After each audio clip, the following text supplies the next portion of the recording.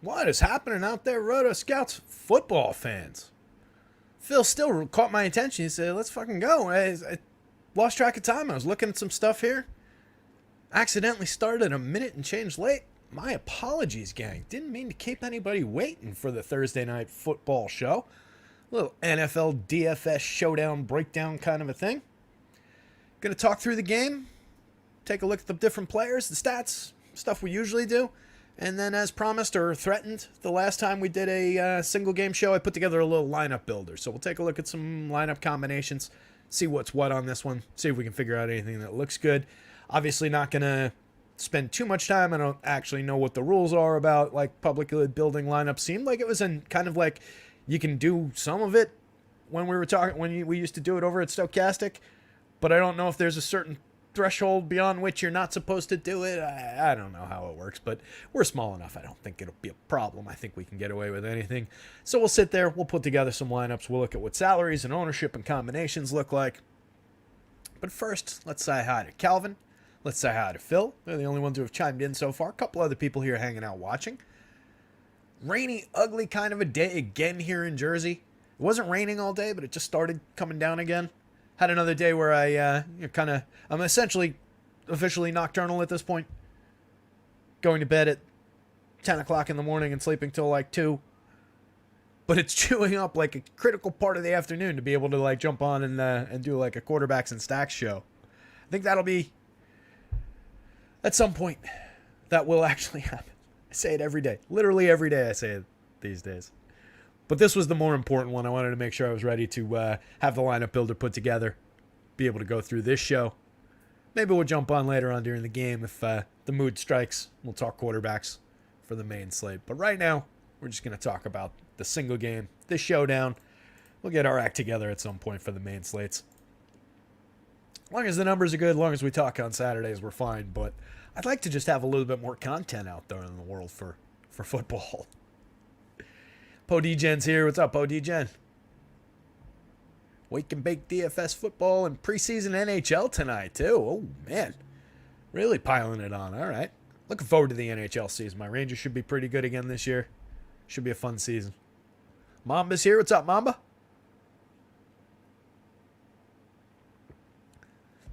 Playing baseball tonight, Mamba? I'm sure Po D-Gen's got stuff in for baseball. I'm not even going to ask. I know that that's the case. Curious if Mamba's playing. I didn't put any lineups in. I might throw one in like after the show, although it's 6 now. We'll probably be done with this at 7, and then it's football lineup building time. So who knows? But definitely a little loaded up for the showdown slate. Mamba says, I'll help with it when I win the showdown tonight. I should have won Monday, but I dropped the ball a bit, not pivoting over to Boyd. It's always those decisions we didn't make, right? Those last minute things. The ones that kill me are the ones where I change away from something I had, rather than I never put it in. I thought about it, but never put it in. The ones where I put it in, save the lineup, then go back and say, hey, you know what? I think I could get to that guy. I've made that decision and cost myself a pretty penny number of different times. That one feels worse to me when I do that. Matthew Patterson's here. What's up, Matt Pat? 15 people already here. It's awesome. You guys rock. Mama says, yeah, Dodgers finally decided to hit in Coors today. That would be a plus. I had one lineup in yesterday, almost got there. I was shocked by the Zach Thompson ownership on FanDuel. In the big tournament, I thought it would be, at least there be kind of under the radar. I know he was so cheap. He was like 38% owned in that tournament. I couldn't believe it. That was outrageously popular. Basically came through for the money, but then I just didn't land on the right combination of bats. Should have just gone to the Braves. Succeeded with them all season, but yeah, went with some Dodgers, went with some Twins. Didn't have the right Twins. Couple of them connected. Had a couple of like the correlated guys, but not whoever had the big knock. Yeah, that was, and I had a Adolis in. It was a Dodgers, 4 Twins, 3 Dodgers, and Adolis Garcia with Zach Thompson was the lineup I played. Yeah, Thompson and Manaea. Yeah, everybody went for discount pitching. Wild slate.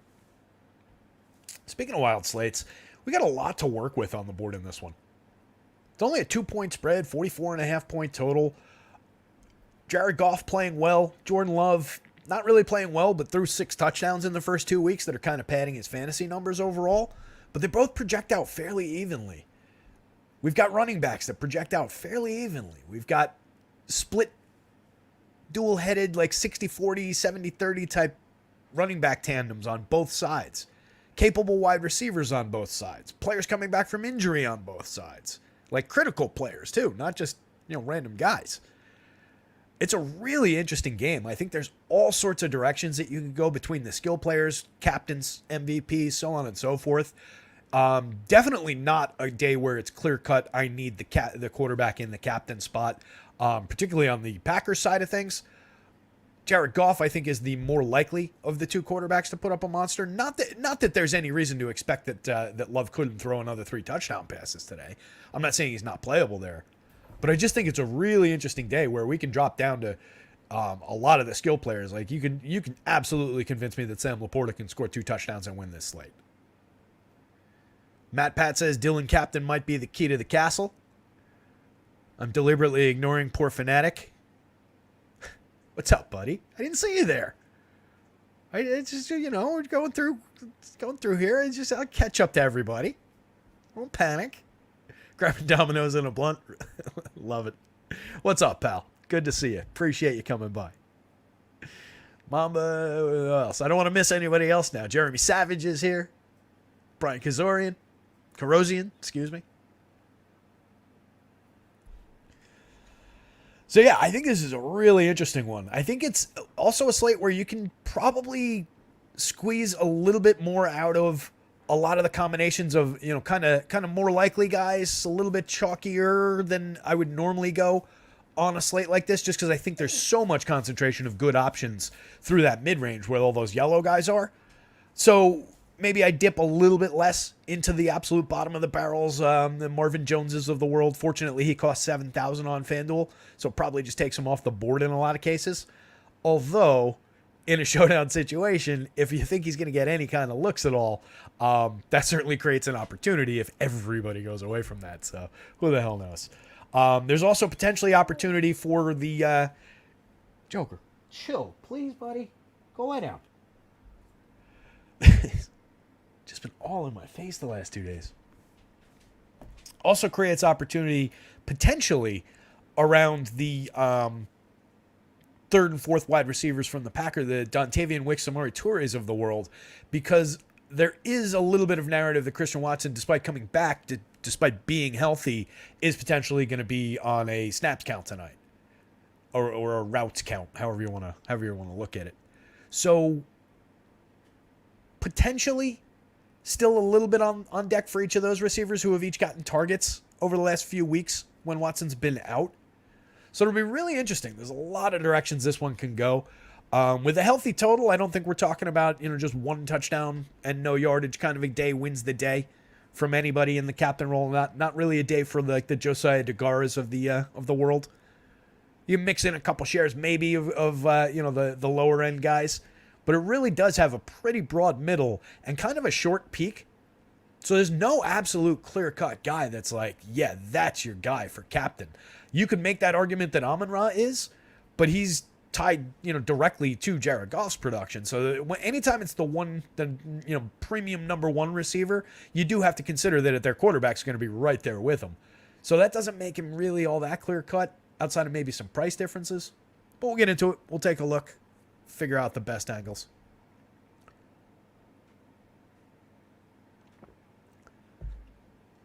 Podigen's got Yarbrough, Bell, Semien, Berger, Seager, Soler, Garcia, De La Cruz, and Judge on FanDuel. Outside of the Yarbrough part of it, I don't mind that lineup at all. I was seeing good power numbers for the Marlins against the lefty. Berger was the home run pick of the day. Judge, obvious. Texas, fine. Yarbs is the question mark in that one. Larry C is here. What's up, Larry? Larry says he doesn't say hi to me either. Don't feel bad. The moment I see him, I say hi to him, like every day. Michael Knack lives 1 mile from Lambeau Field, getting crazy around here. Is it the kind of situation where, people park by your house, Michael? Like it used to be when there were Pop Warner games around the corner at the park from my house?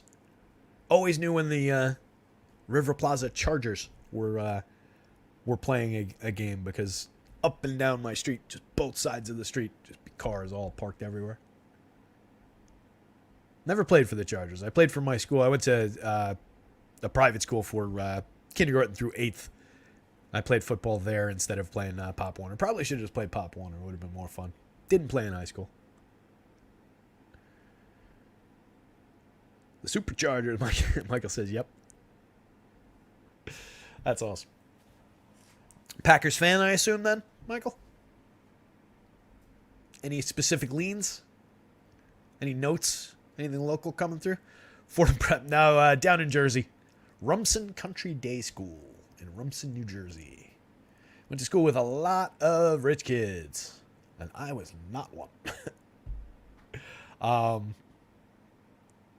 The most noteworthy person that I went to school with from my class was Jay Penske of Penske Auto Racing. Penske so-and-so.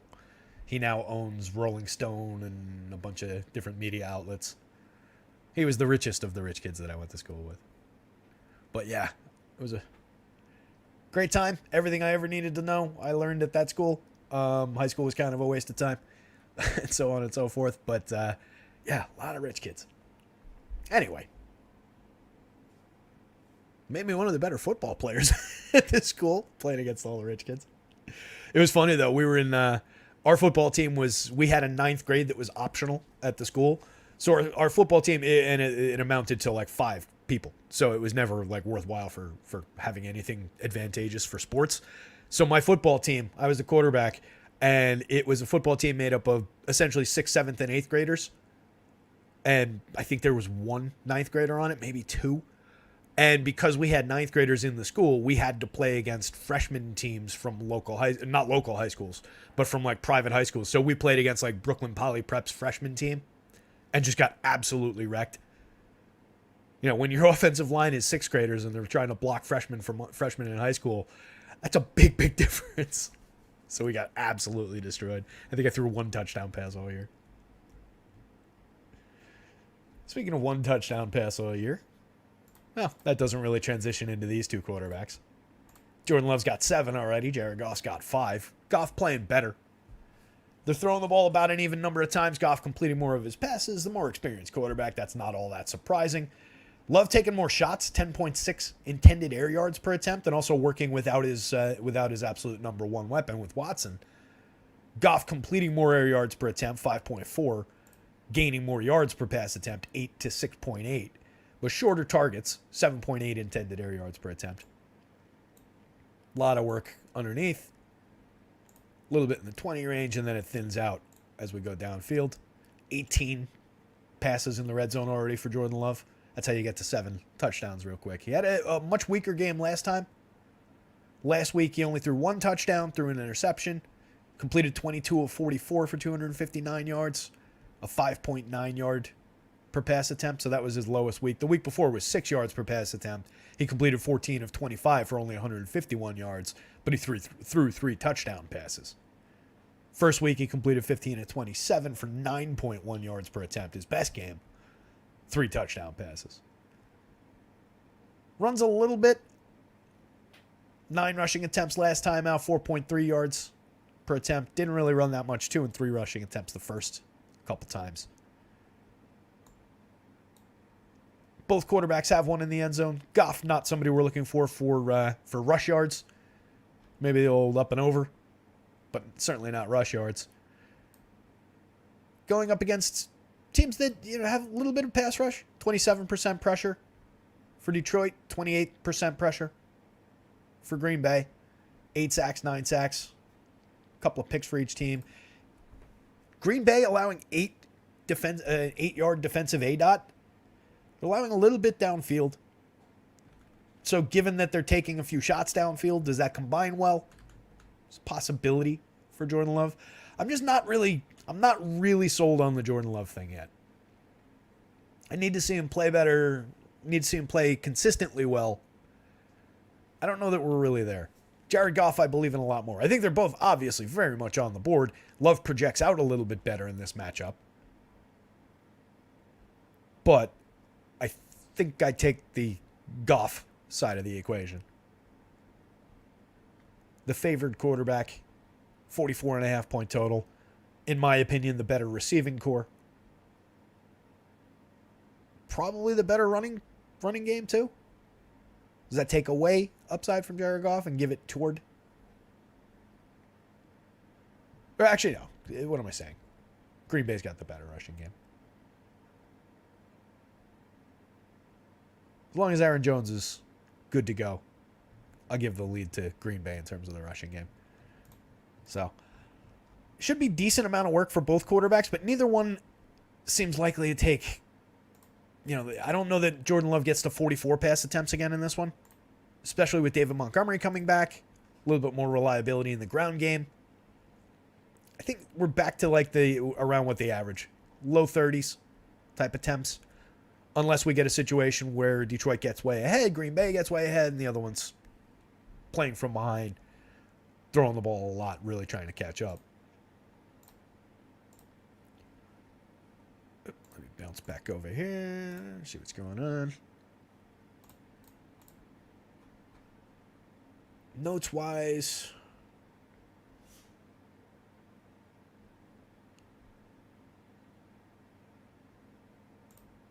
oh, that's what I didn't look at. On the yards per attempt,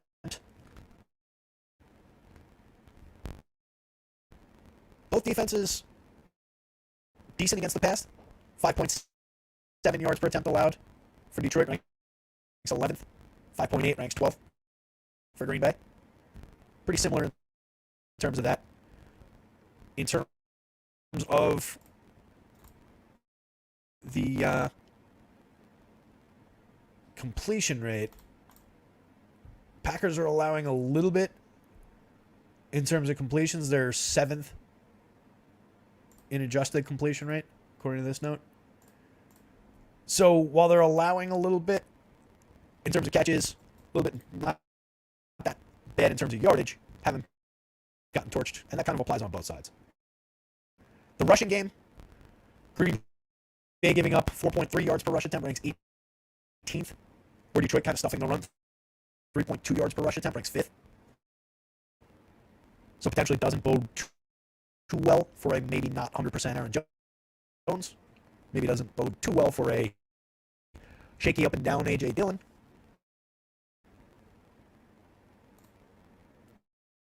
Defense-wise, do you play either of those defenses?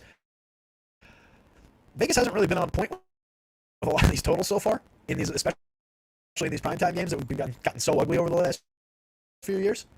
I do think defenses are in play. I do think kickers are in play. Do we load up on captain plays of defense and kicker? I don't expect so, no more than normal. But I think it could be an underrated night for defense in terms of maybe the scoring is kept a little bit in check between these two teams. These aren't bad defenses by any means.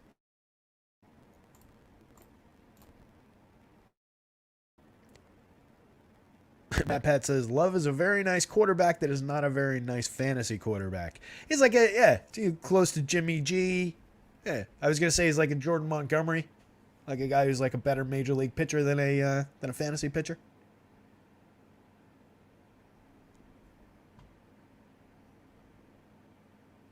What happened? Oh, the audio went bad? Shit. How is it now? How is it? Yeah, how is it now as I'm talking now in this screen? Maybe I got too many tabs open. Oh, that's annoying. Here, let me close that. Close that.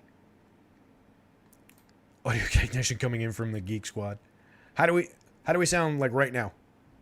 It's like the old days when Terry used to do stuff at the beginning. It's fine now. Goes in and out.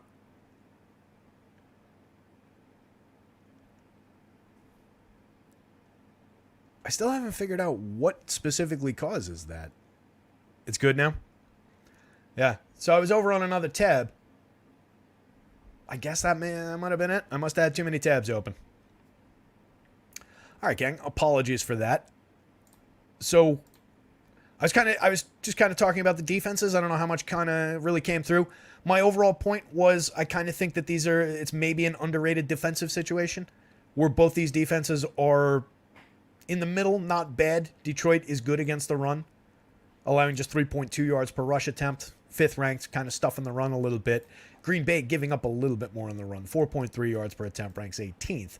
And they're 11th and 12th in terms of yards per attempt. They both give up a little bit in terms of completions, but they kind of wrangle yards a little bit. So it's kind of bend, don't break. It could potentially impact the overall scoring. That total might be a little high. Vegas has missed a few times on these primetime games. Was kind of the narrative I was chasing there, the thing I was pulling at there. Not that that's anything predictive by any means, but early in the season especially, I do think there's potential for these defenses to be underappreciated. And especially with the idea of I'm going to keep my hands off that wire just in case that's what it is. Especially when it comes to the Green Bay running game going up against a defense that has been stuffing the run at 3.2 yards per attempt. If you have a semi-questionable Aaron Jones, say he's just 80%. I know he's practiced a couple times. I know he's going to go. I typically say if a guy's out there playing, I expect he's going to be around 100%. But let's say he's around 80, 85%. And a guy who like A.J. Dillon, who's been okay, going up against the stout run defense, that could potentially have an impact on those players, which has a downstream impact on everything that Green Bay can do in the end, especially if Jordan Love isn't really completing passes down the field. Remember, most of his upside came in the red zone, came from those 6 touchdowns over the first 2 games. Vic says we can't impeach Terry because it's his show. That's right. You need 100% vote from both houses of me to get me off of here. Everybody can leave and I can sit here talking to myself. That's one way to go. You certainly have the power of population. I don't know. I'm sure there's a phrase there, but I didn't find it. It's like the old days when Terry used to do stuff at the beginning. Audio technician. Yeah, sorry about that, gang. It's got to be from having those tabs open. Let's see what else I missed in there. It's mid-60s and pleasant, says Matthew Patterson. I assume we're talking about the weather in Lambeau area. Jones will be great tonight and open the offense with Watson. Watson 3 1-yard touchdown, but Wicks, Doubs, and Reed will be viable. Yeah, I like the depth in terms of the Packers passing game. I do think you can find a touchdown with any of those guys. I do agree that assuming that Jones is relatively healthy, he's going to get the lion's share of the carries, and that's something we can jump into now and continue the conversation here. 47% of the snaps on average because he came out like halfway through the game in week 1, but he was getting most of the carries in that game. Let me sort these by team to make life easier. Overall, he gained 41 yards. He scored in that game 4.6 yards per rush attempt. Do I have these dividing? I do have these dividing. Hold on. Let me get his actual game log here. And here I go, opening more tabs again. So it was, 1 touchdown, 41 yards. He caught 2 of 4 targets for another 86 yards and a touchdown. That's where the other score came from. Very involved in the receiving game. A very high-end running back when he's healthy. Jones last season saw 4.2 targets a game.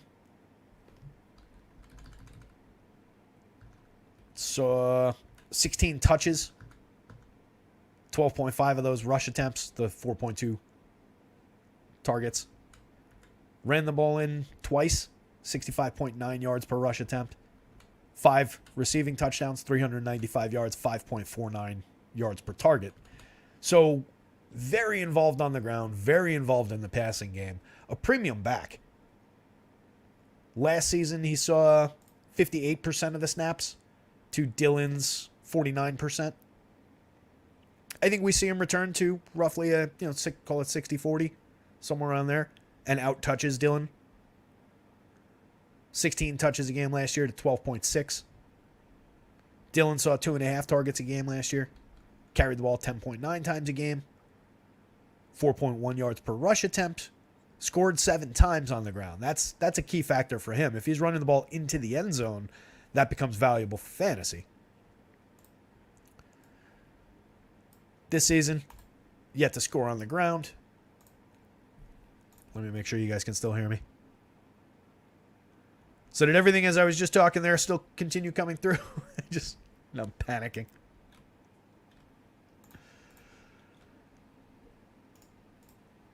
So Dylan as the feature the last 2 weeks, 3.7 yards per rush attempt on 15 carries in week 2. Just saw 1 target. Didn't get in the end zone. Last week, 11 carries, 3 yards per carry. Didn't see a target. Didn't get in the end zone. It's been kind of limited. Overall, 2.7 yards per rush attempt. Not great.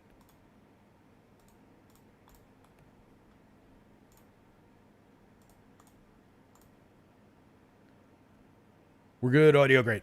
Rock and roll. Don't know what it was. So we're paying full freight for Aaron Jones. $10,800 on the DK slate. $13,500 on the FanDuel slate in the flex position on DK. I think it's worthwhile. It's a tough defense, but he's obviously on the board. He's the featured back. But I do think A.J. Dillon, especially with some touchdown equity and maybe just the comfort of being back in his typical role, doesn't have to worry about carrying the weight of the world for the Packers, et cetera, narrative-wise. Just trying to find justification given how mediocre he's been so far this year. Plenty of justification in last year's numbers. So hopefully people go away from him. $7,000 on DK, $11,000 on FanDuel is a pretty penny to pay, but certainly comparatively cheap against Aaron Jones. A little bit cheaper than the running backs on the other side. We are getting David Montgomery back in this one, which is also interesting. Montgomery in week 1 carried the ball 21 times, scored a touchdown. Carried the ball 16 times in week 2, scored a touchdown. Not involved at all in the passing game. Passing game is Gibbs's. But it'll be interesting to see what the touches look like overall for Gibbs. He's averaging 45% of the snaps. Obviously saw more with Montgomery out last week.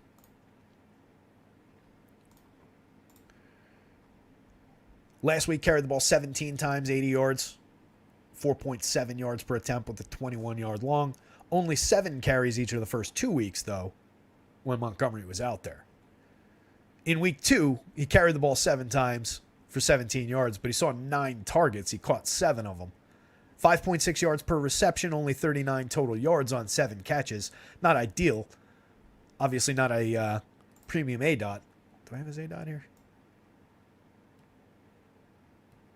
I don't have the A-dot here.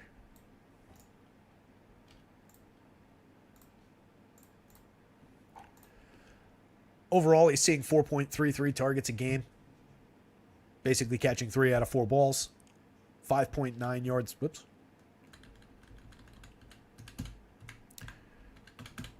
5.9 yards per catch. Hasn't been targeted in the red zone. They haven't targeted either running back in the red zone. Craig Reynolds becomes kind of an afterthought. A talented guy. 2,800, 7,000. Saw 29% of the snaps last week, 22% on average in his 2 games, 3.5 rush yards per, or 3.5 rushing attempts per game, 3.1 yards per rush attempt. He was 2.7 yards before contact, only 0.4 after contact, kind of a just wrecking ball approach. Not a 2-yard after contact for Jahmyr Gibbs, 1.4 after contact for David Montgomery, both 2.5 yards before contact. Outpacing the numbers on the other side by a significant margin. Capable runners all around. Gotta wrangle all these.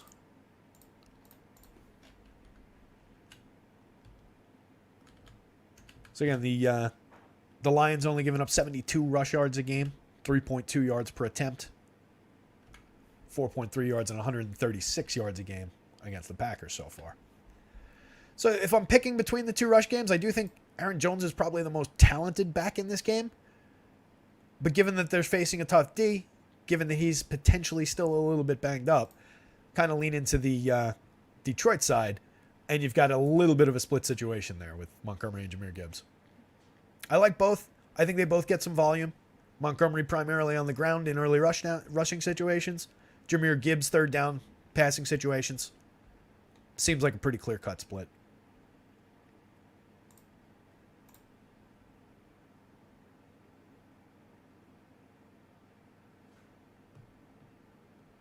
Michael Knack says Monty getting the goal line work. Gibbs doesn't impress me. Yeah, I do think that first and goal from the 5. That's going to Montgomery.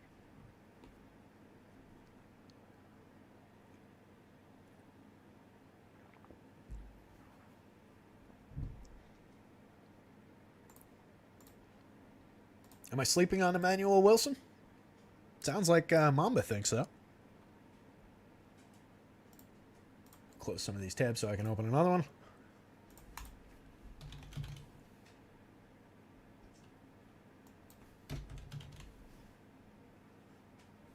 How many Emmanuels can there be? Is that his name? Oh, there's only one M.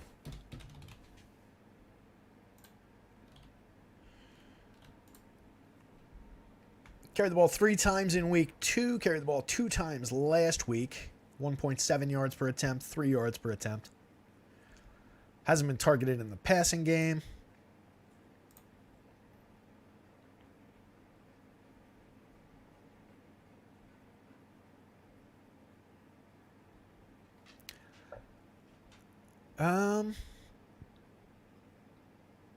Is it just the Dylan? Not liking Dylan that's got you looking in that direction? I mean, obviously he's cheap. 1,400 on DK, 55 on FanDuel. I don't really have a projection on him, but certainly if you think he's going to get the ball a few times, all those guys are worth mixing in. If you think he's got touchdown upside. Matt Patterson's on the other side of that one. He thinks that Dylan's going to find the end zone. Emmanuel Wilson led the entire league in rushing preseason. I didn't watch a moment of the preseason. Just going what I saw in person. Dylan wasn't very good when I saw him. Yeah, the preseason numbers don't do anything for me. But yeah, if you've got to lean on Dylan, and you do think that he's going to, Wilson, I would want to have an idea that he's going to touch the ball 10 times.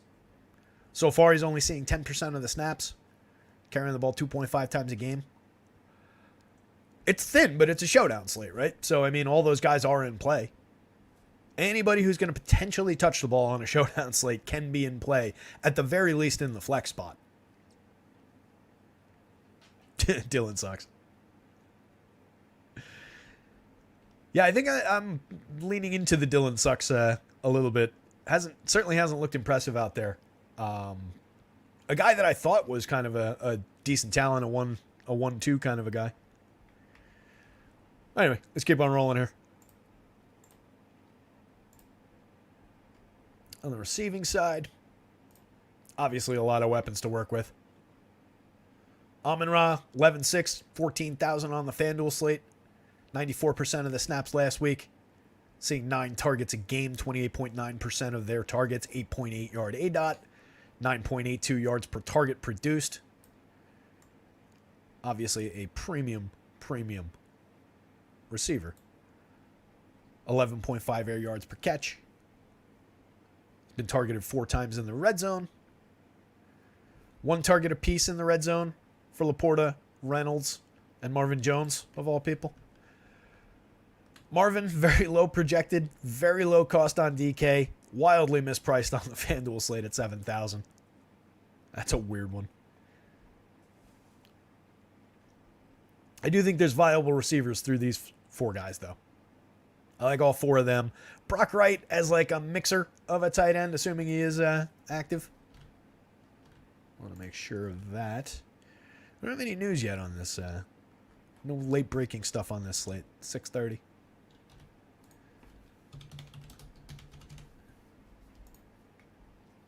How many targets has he seen? Saw nothing the last 2 weeks.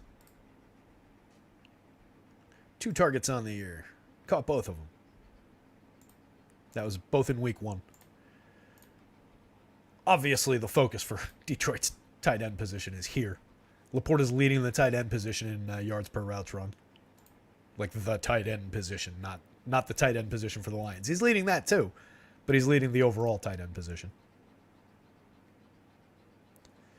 Dylan is dusty. Mama says, I just think it's also an edge. I get to see the Eagles and only saw Packers because of my cousin, and I've been on point with everything I've said in chat. Yeah, oh, Mama, not criticizing, man. It's that's I always say. This is a discussion. I'm glad you pointed him out. Now I'm going to be more aware of him as I build my lineups. Definitely a good note, man.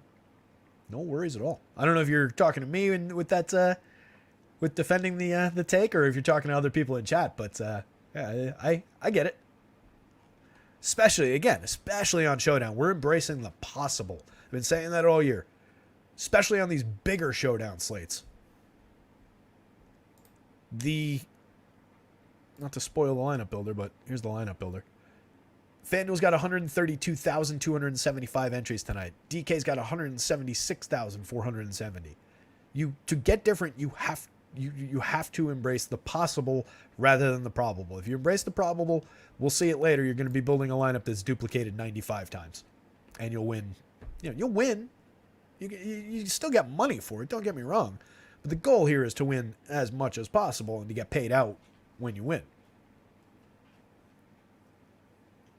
Ryan S. says Laporta is essentially playing as our number 2.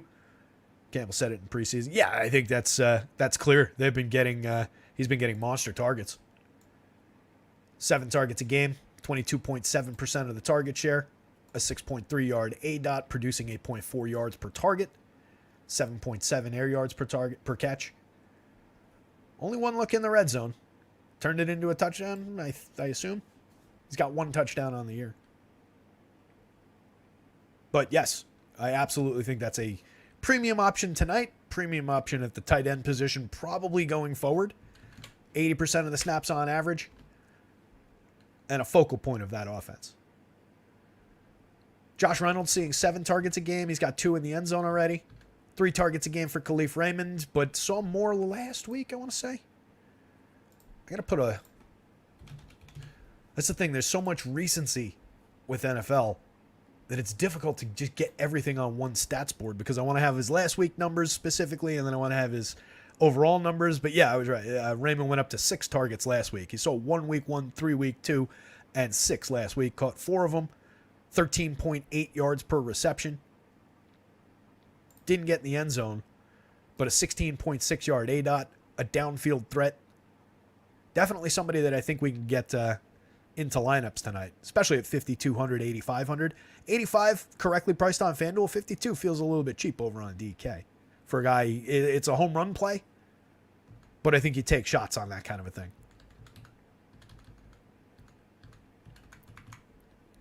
Amon-Ra dominating the red zone target so far. Makes sense. He's ridiculously good.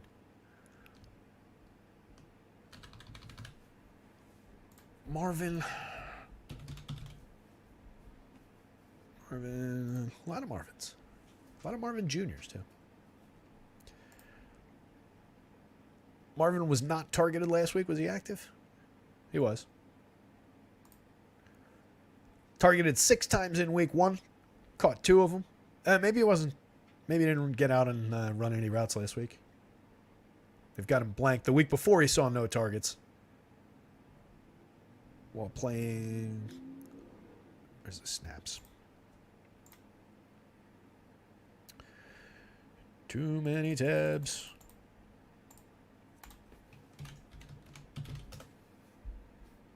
Not Marvin Mims. Marvin Jones.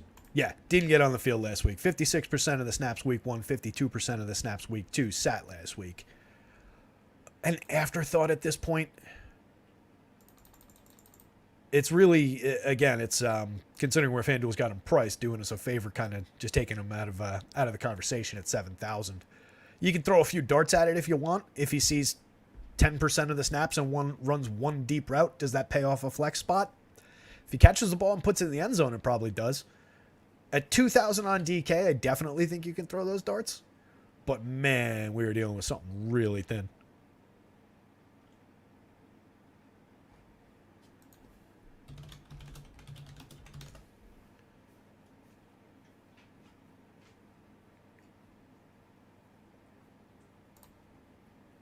Just looking around. According to Dog Nation, spelled DAWG. Oh, this is a kid in college, Marvin Jones. This isn't even the right Marvin Jones. That's why I was like, Dog Nation, what does that have to do with the Lions? Yeah. I was just looking to see if there's any kind of chatter about if he's going to get out on the field.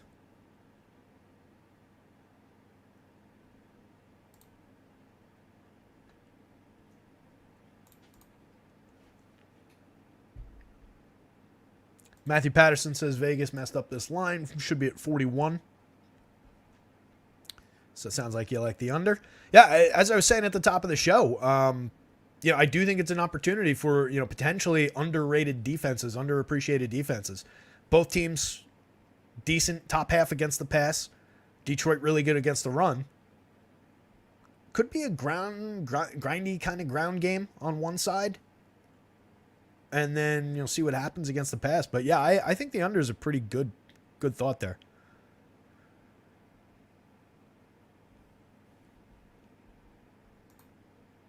So I'm just seeing, was Jones not playing last week because of a family thing? What's the actual deal here? There's something on Bleacher Report that I hadn't seen. That this is from forever ago. All right. Why is that updated to 2 weeks ago? That's so dumb. The Google search headline labeled it 2 weeks ago, and then you open the article and it's from 2019. A story about his son passing away. I was going to say, I really thought I would have heard that if that had just happened. Yeah, you just didn't see any snaps. But no, that was me. That was me missing that. What the date on that story was. On the Packers side, presumably again Watson back. You got to assume mostly healthy, but they did say apparently he's going to be on a snaps count. So I do think that feeds a little bit of faith downstream to certainly Romeo Doubs, who will be acting as basically the number 2. Jaden Reed probably still gets action out of the slot, but then we probably get some looks still for Dontavian Wicks. Probably, we're thinning out as we get to the Samori Toures of the world. Wicks has seen 4 targets a game. He's been out there for 60% of the snaps. The snap share and the one additional target, the 12.6% of the targets versus 8.4 the last couple of weeks, leads me to believe that he'd be the preferred of those 2 guys. So if we think that somebody gets boosted by Watson potentially coming out for a few plays, it's probably Wicks. Wicks has also gotten a touchdown. 42.5 yards per game. 2 catches a game on 4 targets a game. 1 catch on 3 targets a game for Torrey. 11.3 yard ADOT. Both get downfield looks. 20.6 yard ADOT on the few targets for Samori Toure. I assume I'm saying that right.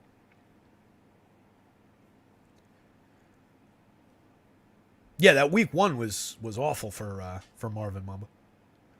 Bleacher Report does that stuff to get clicks. Well, they got mine. What a sucker. I was just like, wait, there's no way I wouldn't have heard. That's why I had to open it. But that would have explained. Yeah, I know he's just old. He's bad. He's like 33 now, I think. But I was shocked to see that headline. That's kind of an inappropriate one to do that with, too. Everybody needs to gain some perspective in this world.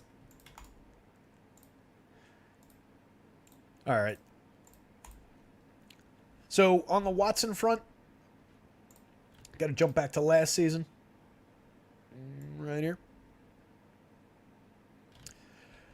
He was seeing 4.6 targets a game last year. Turned it into 7 touchdowns. 611 yards, 9.26 yards per target on a 13.8 yard ADOT. 6.7 after the catch. Talented receiver, talented downfield receiver. Definitely a guy that you want to have in lineups. It's kind of obvious. I don't think we downgrade him really because of the coming back from injury. Saw some practice time during the week. I definitely think there's potential there.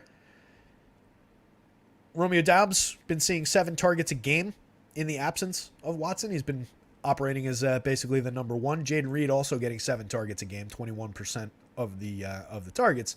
But Doubs is going to be the clear-cut number one. Musgrave, a capable tight end, seeing 5 targets a game. 83% of the snaps, 3.67 target yards catches per game. 15.8% of the target share with an 11.5 yard ADOT. Not a bad option at the tight end position if he's going to be catching the ball downfield. And that comes, this is reflective of what we saw with Love and the intended air yards per attempt. 10.6 intended air yards per attempt. Only completing 4 air yards per attempt.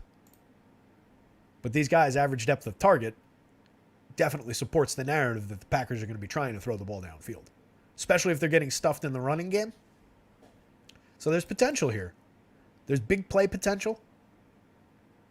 Any one of these guys, especially the cheaper ones, you get Dontavian Wicks on the field, he catches one deep ball, you're in business.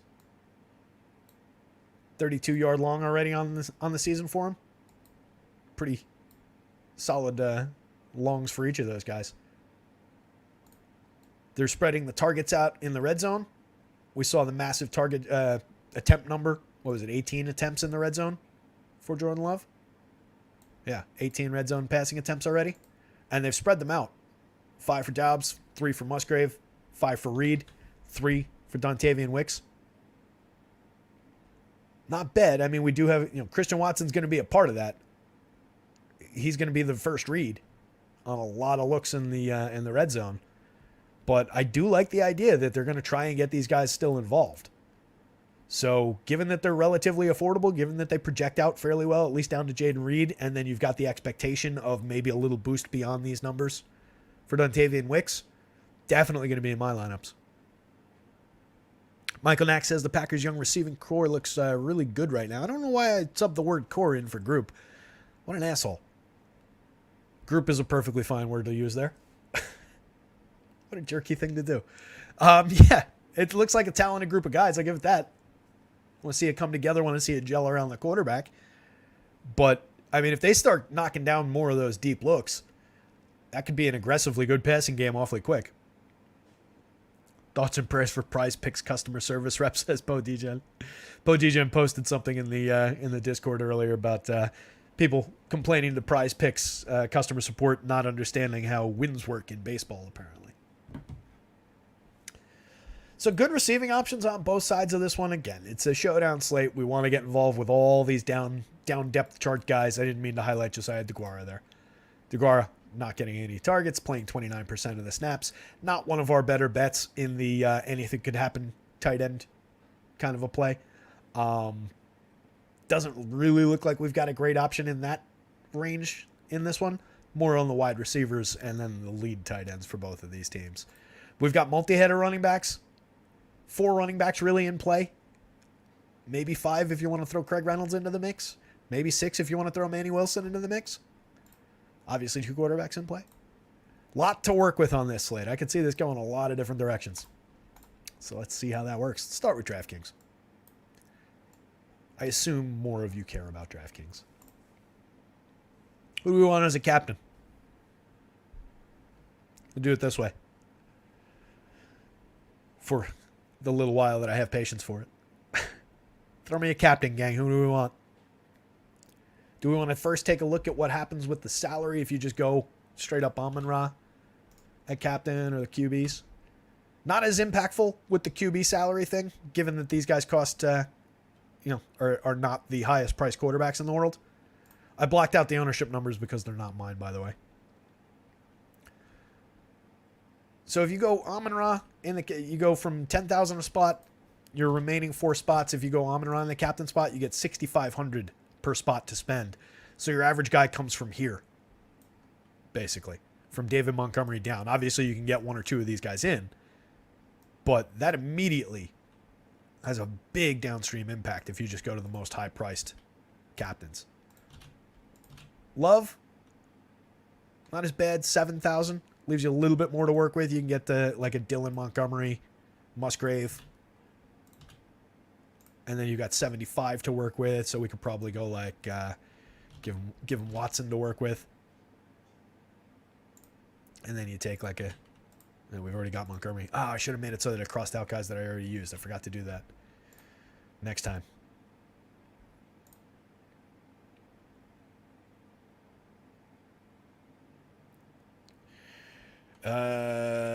We got a little thin here. Throw Wicks into the mix, I guess.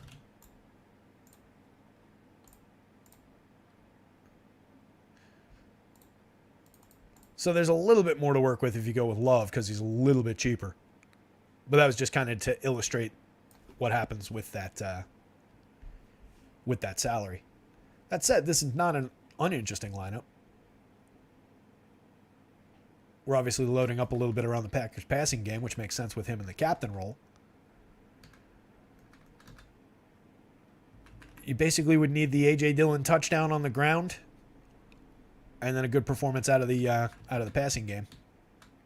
But this would be a relatively unique lineup. Only duped 3 times, potentially. Going by RG's ownership projection. Michael Nack, no, I called myself an asshole for subbing in the word core.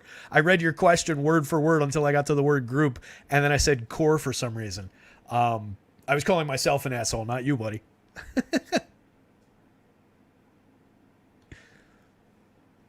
Fanatic says, who cares, bro? Put ownership up. They charge people ridiculous prices for that anyway. Well, it's not from Stochastic. It's from RG, actually, the ownership that I'm using. But yeah, what would be ridiculous would be to get like, a cease and desist letter or a lawsuit from somebody for doing something as stupid and simple as that. When really I don't even actually care about what these individual ownership numbers are anyway. This is what I care about. I care about the uniques and the dupes. All right, let's change it up here. So let's say we wanted to go like a Laporta captain. We're going to want Jared Goff with him. Cuts us to 69 per. Go with like Lions D. The hell are the kickers? These are the kickers. Yeah, there they are. What does that land me? 78.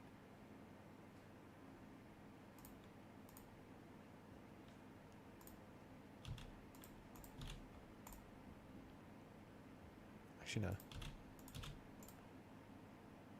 64. Got room to work. You double up the running backs. I don't love that, though. So we buy the passing game, the defense, David Montgomery, and leave ourselves $6,000 to work with. So we're probably one of the kickers. Kickers and D are cheap.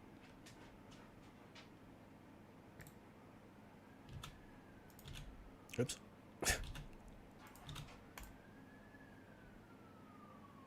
That one will be duped 11 times. Roughly. It's a 1 in 16,000. But a viable lineup, I would think.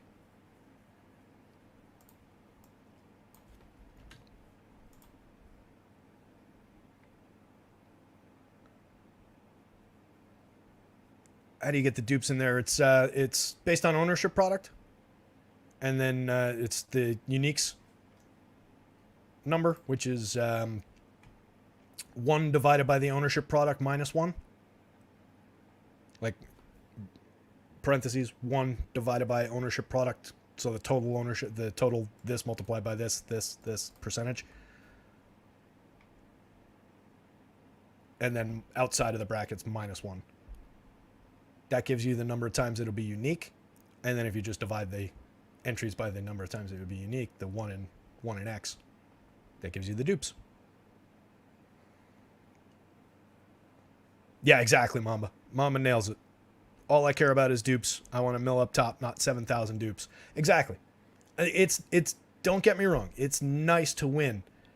If you chop a $200,000 prize pool, or if you chop $1 million, even if you chop it 250 ways, like, it's nice to win something. It's nice to win money. It's always nice to win money, and certain amounts of money mean more to people than others. But overall, and the only approach to this that is a winning approach is to maximize on the days where you do hit that top spot.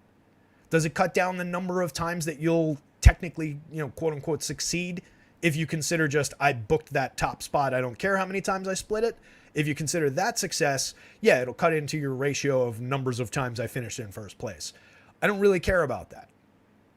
It's much more profitable if you can hit big in fewer times in first place because you tied fewer times, because you tied fewer ways. That's why I care about these dupes.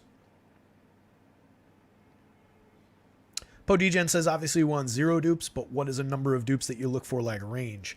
So typically the way that I handle that is it's twofold in my sorting process. I go through, I drop everything into my sorting table, and every lineup comes up with a 1 in X unique number, and anything that's less unique than 1 in 5,000, I just take out. So I'm playing at least 5,000s. So that would give me like, on DraftKings, a 1 in 5,000 in this pool on DraftKings is duped 35 times. That's not ideal. So then I have a second factor in that sorting process after I take those lineups out that examines just the pure ownership numbers of those and gives me ones that are lower owned. So typically I'd like to have something in that range. Would be great. Obviously that range is fine. Anything that cuts my dupes to like 10 or fewer is fine. But the more I can winnow that down with a viable lineup, with a good lineup, the better.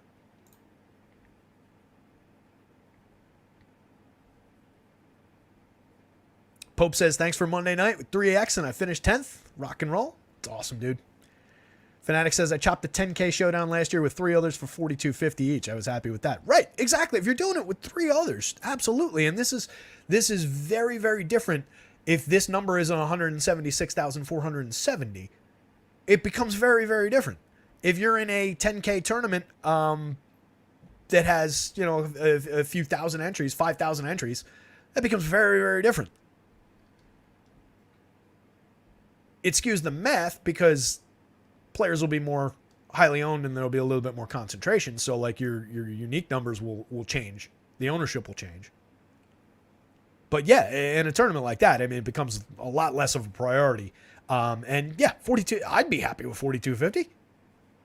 If I won $4,000 tonight, I'd be perfectly fine with that.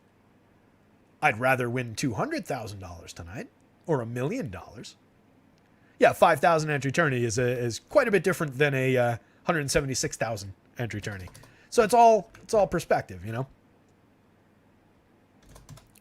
I had a 1 in 500 is only going to be, well, that's pretty obvious, stupid math. I don't know why I bothered to do that. You know that. But yeah, it's very. Pope says, I'm behind on the video. I'm in a contest under 10,000 entries. I have no idea about captain. So yeah, that changes the math somewhat, but I do still want to focus primarily on my uniqueness, my entries. 7 o'clock, we got a little time. What happens if you go like Lions D in the captain role? Then you get $8,800 per flex spot to spend. Now you're in business. You can just go like, well, you wouldn't immediately go to the top 2 wide receivers from the other team, probably. You can go like,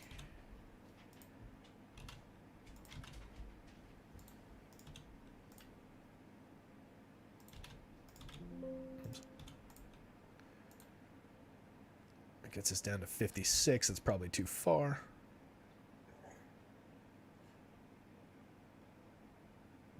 Matt Pat says Dylan captain. We'll get there. We'll do one more with Dylan and the captain next.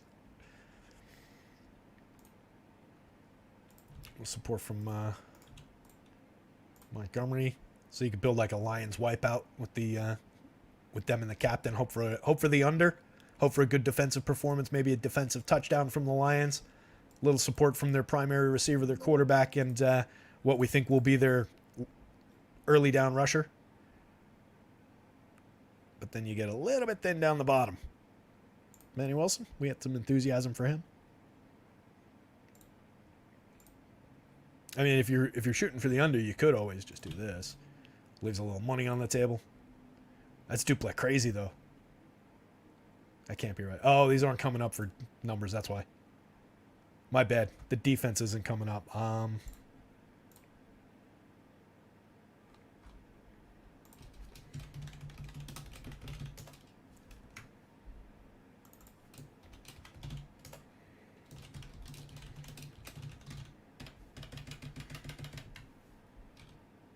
Oh, they are here. Wait. Why would that not come up? There they go. That would only be duped once. That makes more sense. That's a 1 in 269,000 unique, so it's only, yeah, that would be in there not duped, basically.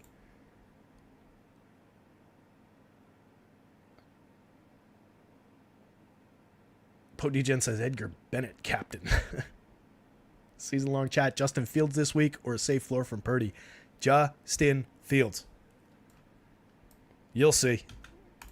You'll all see. If you've seen the main slate projections that I've got up, Justin Fields.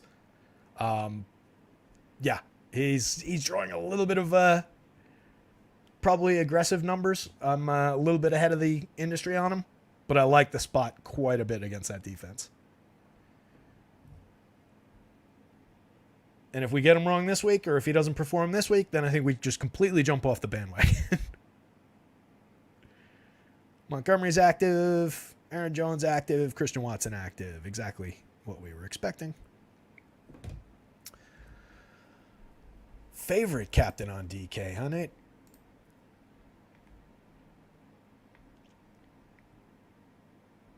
Well, we know that Matthew Patterson's all over A.J. Dillon. Oh, Matthew Patterson's 100% Fields this weekend. He's on board on Fields. Should be a fun one. Start which QB, Jared Goff or Trevor Lawrence? I'd probably go with... that's close. Lawrence hasn't been great. Where do I have him projected? Where is he? Now we are out in the weeds. Oh, he's not in. He's not playing on Sunday afternoon, is he? I don't have a number on Trevor Lawrence, or I would give it to you. I do think he's like the higher upside guy, but Goff's been playing well. Goff's got Amon-Ra to work with. Call it basically a tie. He probably projects out pretty similarly to where I've got Goff on this board. I can't imagine he's much higher or lower. That's my bad, Matt. I jumped around to different files. So maybe it's when I've got more than one Excel file opened up. Better now? Yeah, because I came back to this window. Maybe that's what it is. Anyway, all right, let's do that. So I was trying to answer favorite captain. I mean, we were just looking at a bunch of how this goes. I tell you what, Montgomery's not uninteresting for 10-2. He's pretty cheap. Considering that Gibbs is so much more expensive. I don't know that I would say favorite because I do love the ceiling, the upside of the two quarterbacks, Amon-Ra, Aaron Jones. But for like point per dollar potential for value in the captain spot, which is a critical component on DK, I kind of like that Montgomery option. It gives you almost 8,000 to work with across positions. So you can do a lot with that money.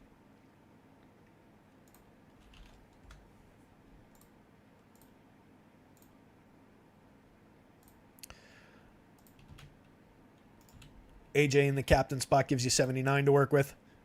So Montgomery actually a little bit cheaper. I kind of have to favor Montgomery over Dillon for less, for 300 less.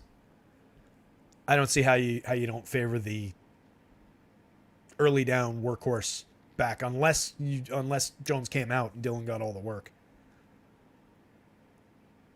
Not that we have to play one of those two in the captain spot by any means, but points per dollar wise, I kind of like this option. Laporte is kind of interesting at 12,000 as another price offset from the top end guys. Definitely going to be a guy getting some targets. Don't mind that play at all. And an interesting, mixer against lineups that go Amon-Ra in the captain spot. Or not necessarily against Goff in the captain spot. But I would kind of look to like this range for my captain. And that's what I'm always thinking of on DK slates, as I've talked about a bunch of times, and like we looked at it to open the lineup builder part. When you play these super expensive guys in the captain role, it's got a big downstream impact. That takes your remaining per spot from basically 8,000, call that 8, to if you just went Amon-Ra, it becomes 65. It's a $1,500 per spot difference if you roster Amon-Ra in the captain spot versus David Montgomery. And take the names off it. Just, think of it in terms of the price.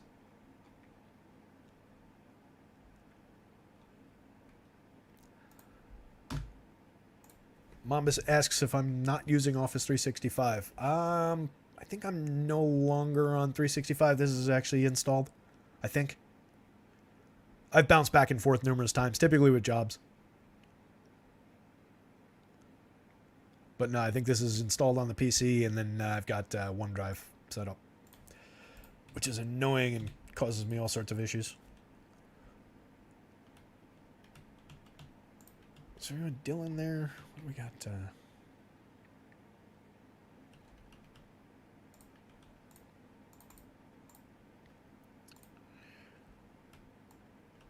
I don't want to go both.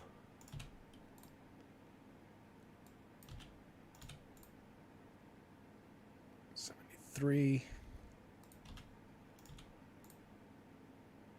67. 24 dupes. It would be in my pool, this one. Better than 1 in 5,000 unique. Still not ideal, 24 dupes. But that's not a bad lineup. Spends all your salary. Or no, excuse me, spends all but leaves 300 on the table. Both tight ends. Little touchdown dependent, I would say. Touchdown dependent on A.J. Dillon bursting one in, and then probably touchdown dependent around having both tight ends. But this kind of jibes, I think, with the narrative of chasing the under a little bit. Get the short yardage touchdown out of A.J. Dillon. You've got both quarterbacks to work with, and you kind of sacrifice outside of the tight ends, who are both decent targets in the tight end situation. You sacrifice the wideouts, so you probably need these guys to score for you, and then you just take the kicker who goes with your captain rusher. It's not bad. You could probably do better, but it's not unplayable. I'd like to cut this down below 20 if I could. But if you played that 20 times, you could chop a million 20 times. It's not that bad. We'll take that.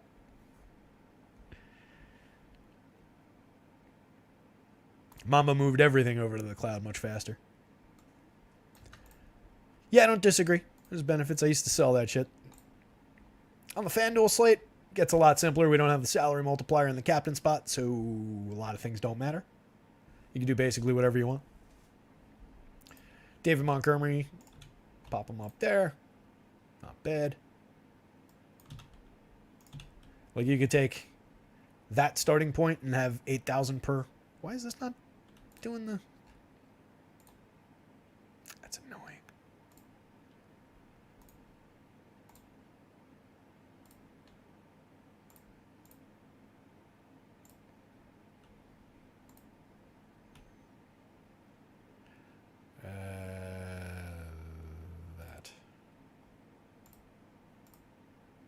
This is so unnecessary, but it just bothered me that went away. And it's still not working. Whatever. Oh, forget it. Doesn't matter. 8,000 per. Carlson and Musgrave. That one's duped 16 times on FanDuel, a 1 in 8,400. Playable. Not ideal with no wide receivers and both QBs in there. We could probably do better than that. Let's say we went super high owned in the captain spot.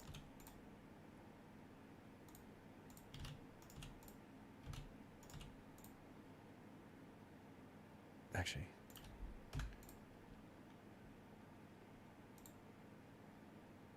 No,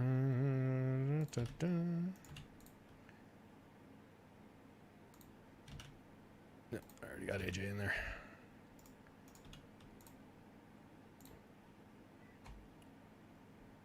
Kind of interesting. At least 500 on the table, so you could go. Oh, now it fills it out. Now that I've got the complete lineup. All right, obviously I'm doing something wrong. Whatever. So that becomes a 1 in 9. You could spend 500 more and go to a $9,000 option. Like you could take the Lions D. Go Lions D there. That becomes less unique. Low on Khalif Raymond is interesting here.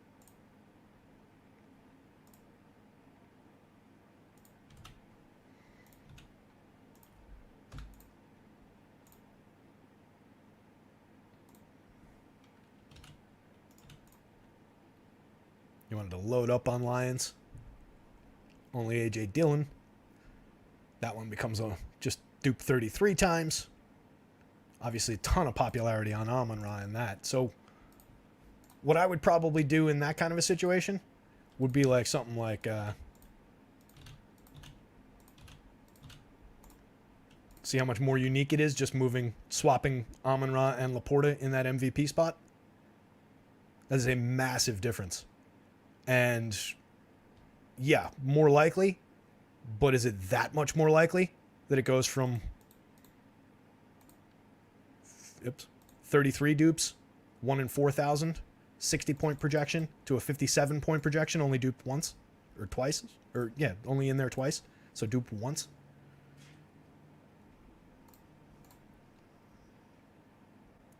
The screen isn't clear now?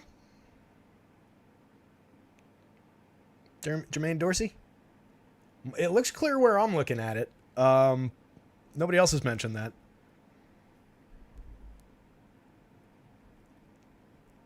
Maybe just wipe down your monitor? And let me know if things aren't ideal on the screen. It is a matter of fitting like the screen share in here as best I can. So sometimes we got to deal with what we can see. But I think that's an interesting spot to maybe end on because I do got to get some lineups built. But just again, that massive difference. Just making this swap, which is a very viable swap, that doesn't downgrade that lineup very much at all. To get that much more unique is very compelling. I actually kind of like that lineup. Laporta and Musgrave, the next generation of Kelsey and Andrews. There you go. That would be fun. Hopefully that breaks out tonight. That would be good news for that double tight end lineup that I just built before. Jimmy James, love this breakdown. Hope all's well your way. I hope all's well your way as well. Thank you, buddy. Yeah, I like getting into lineups. You know, this was always a fun thing that we did over at Stochastic, and I felt like we were kind of not shortchanging, but like they were punching out after only 45 minutes. It isn't typically my style of going about these shows, and I felt like we were leaving a little something undiscussed, and this was what it was. So I'm glad we got this in, and it's easy enough to build. So it was I built this in like a half hour this afternoon. What else we got? Podegen says, screen is clear on the laptop, but phone is a little blurry. Yeah, there's only so much I can do.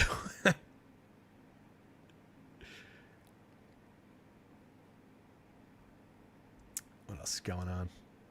Somebody asked another season-long question in here. Peter Porker on DK, would you consider playing Dylan, Gibbs, and Monty in the same lineup? Probably getting a little bit thin if we go that route. Dylan and Gibbs, yeah. I don't have an issue there.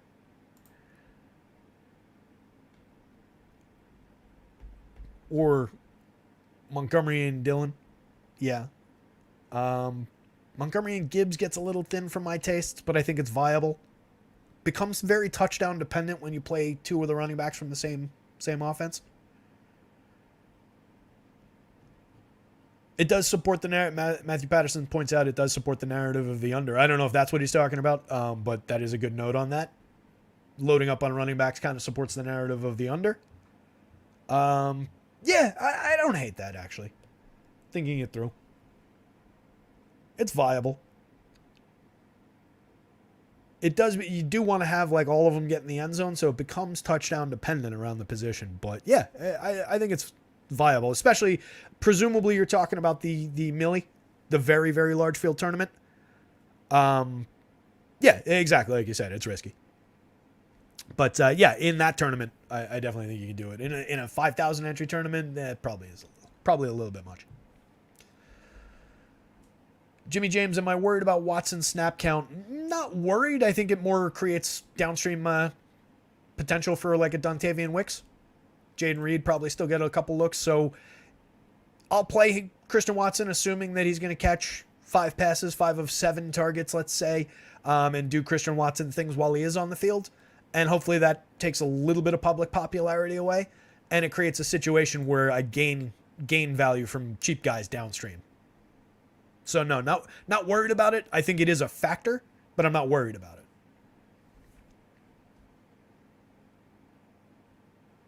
I think that's it. I think I'm going to end it there. I'm going to get some lineups built. Actually enter this thing. Coming up on an hour to the show, to the start of the slate. Again, a lot to work with. I wouldn't skimp on the D's. I wouldn't skimp on the kickers, especially if we're chasing that under. A lot of running backs, multi-headed running backs on both sides, capable receivers on both sides. Should be a good one. Should be one where we see a lot of diverse lineups, a lot of flip-flopping in the top spots. Going to be fun. Good luck out there, gang. Check in tomorrow. We'll definitely be covering baseball for the last Friday baseball slate of the season. I am going to, again, keep on saying it, I'm going to try and get something up for like a quarterbacks and stacks starting point type show. Do like an hour just talking through like what the projections and the numbers look like. I intended to do that today. It's been a lot of intent and not getting stuff done with these shows for football, but we'll get something up there. With that, gang, good luck. Hit the like button if you haven't done it. I haven't mentioned it at all. Hit the like button, hit the subscribe. Follow at Roto Scouts over on Twitter. Retweet and like those things when you see them. Helps us grow. Other than that, good luck out there. Somebody go win $1 million. See you tomorrow.